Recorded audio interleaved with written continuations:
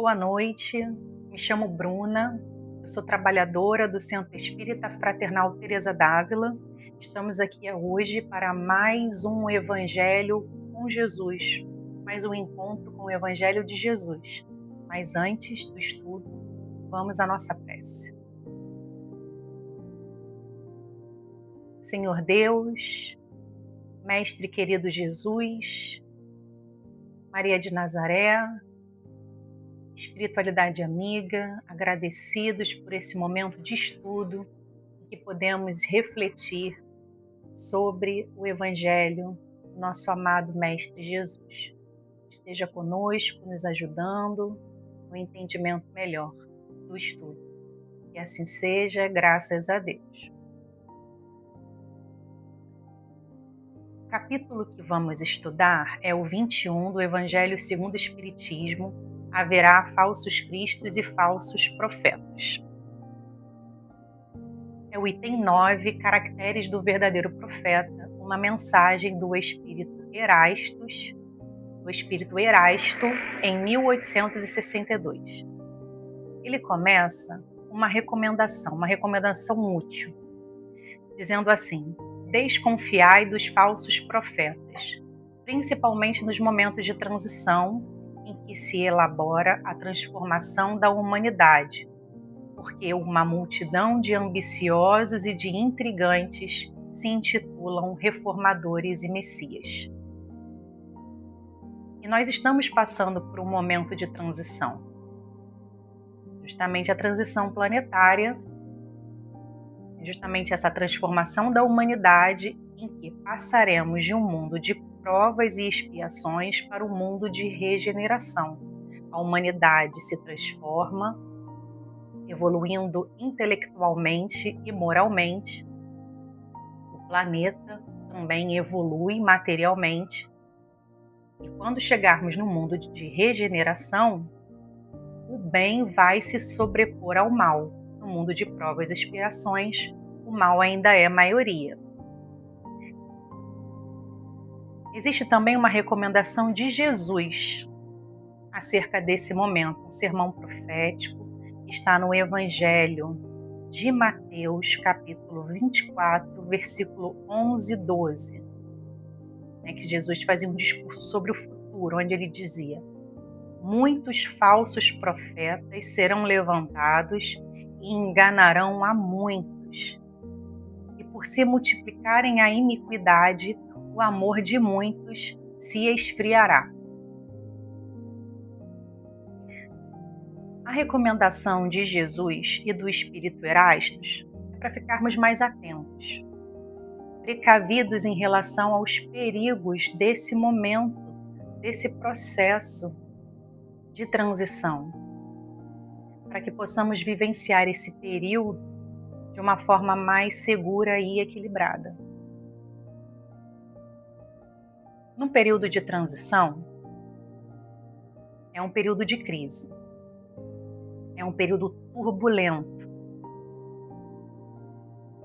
E por que os falsos profetas eles encontram um terreno mais fértil no período de transição para difundir mais em verdades? Porque na crise nós ficamos mais invigilantes, desatentos, desesperados. Vamos pensar aqui. Se nesses momentos de crise, realmente, um exemplo, se a gente não entende que tem ali um terreno mais propício para os falsos profetas se manifestarem. A gente já não ouviu? Num mundo com tantas atrocidades, guerras, crianças inocentes sofrendo, barbaridades desde tão cedo, sem motivo, né? A criança nem viveu tanto assim para sofrer tanto. Será que Deus existe? Será que realmente o seu Deus que você diz que é um Deus bom e justo, ele realmente existe? A gente já não escutou? Alguma informação, algum comentário parecido com esse? A gente já não escutou muitas pessoas falarem que Jesus é uma invenção da humanidade? Então fiquemos atentos se nesse momento de crise, se realmente a gente não está dando ouvidos a inverdades que totalmente em desacordo com o nosso projeto de vida, o projeto de amor que Deus tem para cada um de nós, o nosso progresso, né, nossa evolução espiritual, moral, intelectual, né?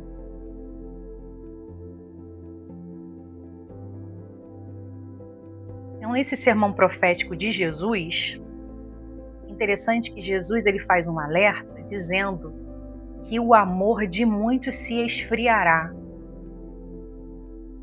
no momento de crise com o aumento da iniquidade causada pelas inverdades dos falsos profetas.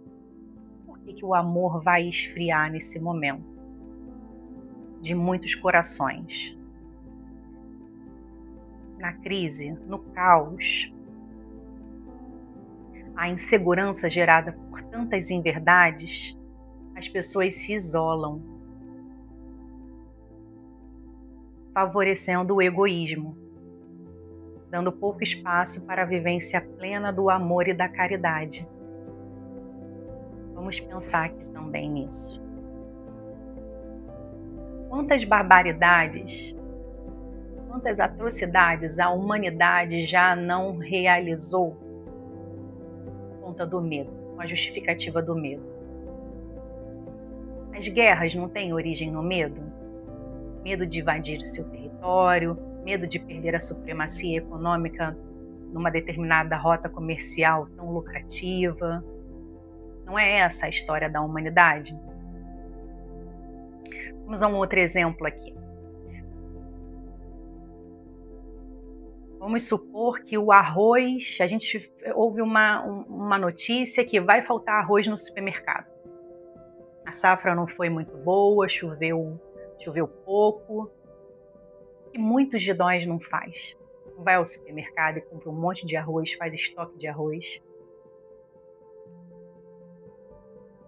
E aí, com o tempo, dá bicho no arroz, não comeu você, nem comeu o vizinho que não pôde comprar. Então, é justamente no momento de crise que nós somos testados à lei de fraternidade. Né? E não pensar só na gente ou nos nossos amores, nos nossos queridos, nossa família. Né? Então, estudo orientação, tanto de Jesus, como mais na frente o Espírito Erasto, trazendo esse estado de atenção. Fiquem atentos que no período de transição, momento de crise, muitos falsos profetas se manifestarão encontrando espaço nos corações desatentos, desesperados, para plantar as suas inverdades. Nesse ambiente de caos, muitos corações se esfriam porque se cristalizam no egoísmo, querendo atender tão só apenas a sua necessidade, esquecendo a fraternidade. E é justamente o contrário do que se precisa para chegar num mundo regenerado. Né? Voltando ao item 9 no nosso estudo, o Espírito Erasto, ele diz que na transição, no período de transição, de transformação da humanidade, Deus enviaria um espírito avançado para ajudar na transformação da humanidade. Não pode ser qualquer espírito. São precisos homens superiores em inteligência e moralidade. Aí o Espírito Erasto fala, porque se eles não forem superiores ao meio em que devem agir, sua ação será nula. Vamos pensar aqui de novo. Mundo de regeneração. Vamos trazer à mente o Congresso Nacional, nosso Congresso Nacional. Eleições de 2026, olha a oportunidade. No mundo regenerado, o bem prevalece ao mal. Então, a maioria dos políticos vão ser éticos. terão características de um verdadeiro profeta. Serão humildes, modestos, reconhecido pelas suas boas obras de características moralizadoras. No item 9, vem dizendo assim para a gente: os verdadeiros profetas se revelam pelos seus atos. Eles são percebidos, enquanto que os falsos se apresentam como enviados de Deus.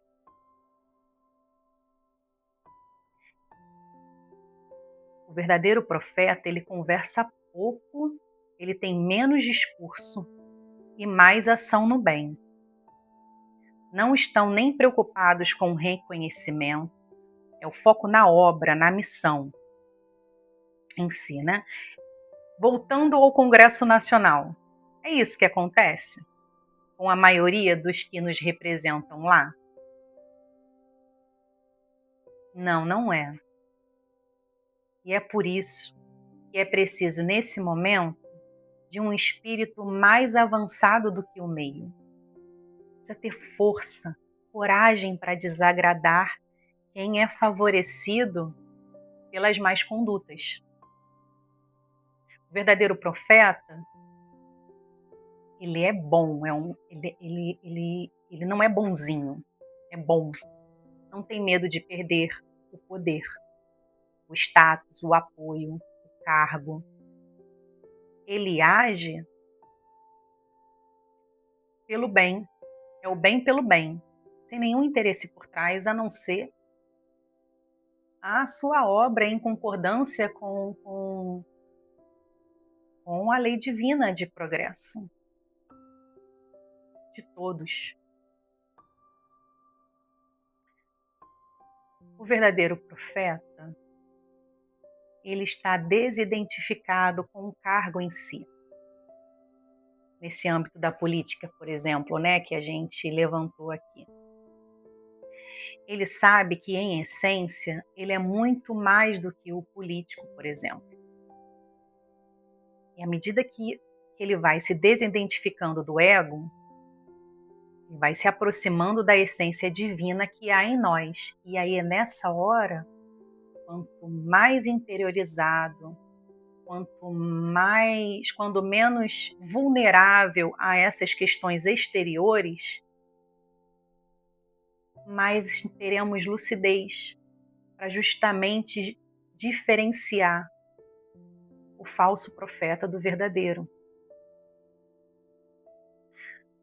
No livro de Teresa d'Ávila, Castelo Interior ou Moradas, escrito em 1577, Teresa d'Ávila descreve a alma humana comparando como um castelo com várias acomodações, moradas. Um total de 7 moradas. À medida que a alma vai evoluindo, ela sai da periferia do castelo, a primeira morada, onde ali ela está mais sujeita às interferências do meio externo, do mundo material, das paixões do mundo material. E à medida que ela vai caminhando para o centro do castelo, ela vai se desidentificando do ego até chegar na 7ª morada, onde Deus habita. A alma ali está totalmente integrada a Deus. Quando eu estava estudando, para ajudar a fazer um link do livro de Teresa com o Evangelho, o estudo do nosso Evangelho, veio na minha mente a associação das moradas proposta por Teresa d'Ávila com a casa mental de André Luiz, no livro No Mundo Maior, psicografado por Chico Xavier, em que a alma humana é comparada a uma casa de 3 andares: o inconsciente, o consciente e o superconsciente. À medida que vamos tomando consciência de quem somos, para que estamos encarnados, tendo essas respostas, né? Vamos saindo do primeiro andar da casa, que governa a maior parte das nossas decisões.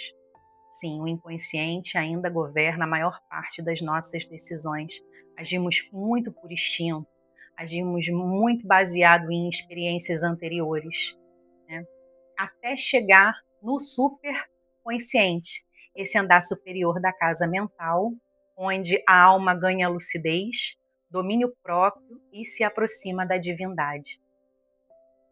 No livro Castelo Interior, quando a alma está na sexta morada, apesar de ainda não estar na sétima morada, onde acontece a plena comunhão com Deus, é possível, pelo amor que Deus tem por nós, aparições e visões extraordinárias, que nos sustentam muitas vezes em momentos de crise, de dificuldades. E aí é natural, no estágio evolutivo em que nos encontramos, ainda termos dúvida se aquela aparição, visão, veio de um espírito avançado, que realmente veio para nos ajudar no nosso progresso moral, espiritual, ou nos iludir. Então, o tempo todo a nossa doutrina, Kardec, ele nos estimula ao pensamento crítico. É preciso avaliar aquela mensagem que veio, né, para nós espíritas, do plano espiritual, propagando ideia de ódio, violência, separatividade, incitando as vivências desequilibradas das paixões, pode ser oriunda de um espírito avançado? Qual o objetivo daquela mensagem? Mensagem sensacionalista, que não gera conforto, que gera um ambiente de caos, de insegurança. E os canais que a gente vê, né, hoje na era digital, muitos canais que se dizem espíritas, com conteúdos extremamente misticista, fazendo previsões catastróficas. É uma mensagem que traz paz. O Evangelho de Jesus, a doutrina dos Espíritos, ela não vem com essa intenção da consolação. Então fiquemos atentos, porque informações catastróficas, elas chamam a atenção das pessoas. Então, será que esse canal que se diz espírita, ele não está com foco na monetização, com interesse em ganhar mais seguidores? E quantas vezes a gente desatento não acabou colaborando com esse tipo de canal, divulgando esse tipo de informação e favorecendo com o que Jesus falou, né, o esfriamento do amor por conta desse ambiente de caos que as pessoas vão se isolando, né, favorecendo o egoísmo e não a lei de amor e de caridade. E é importante ficarmos atentos não só no âmbito religioso e no político, como falamos, mas no da ciência, na filosofia. Os falsos profetas, eles vão estar caminhando por todos esses ambientes, né? Então, realmente, não propagar notícias falsas.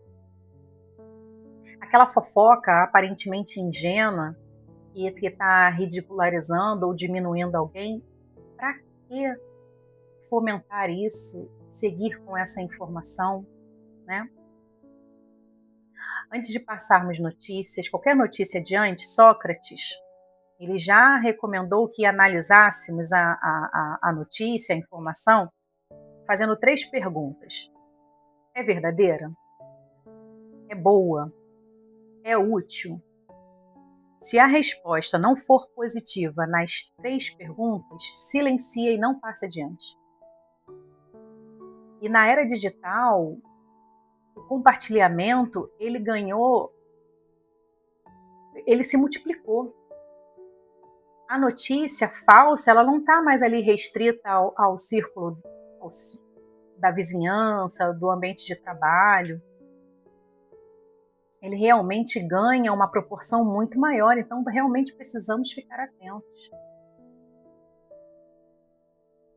Que Jesus possa contar conosco nesse momento tão importante que é a transformação da humanidade, nesse momento de transição planetária. Que nós possamos ser divulgadores, propagadores do bem e não do mal. E assim a gente termina o estudo de hoje. Vamos finalizar com a prece. Mestre querido Jesus, agradecidos pela oportunidade do estudo do seu Evangelho, que possamos, Senhor, irmos além da teoria, dos conhecimentos que chegaram até nós, que possamos finalmente colocar em prática e ajudar-nos nesse mundo que se transforma, um lugar melhor para todos nós. Que assim possa ser, Mestre querido Jesus, fica conosco, que assim seja, graças a Deus.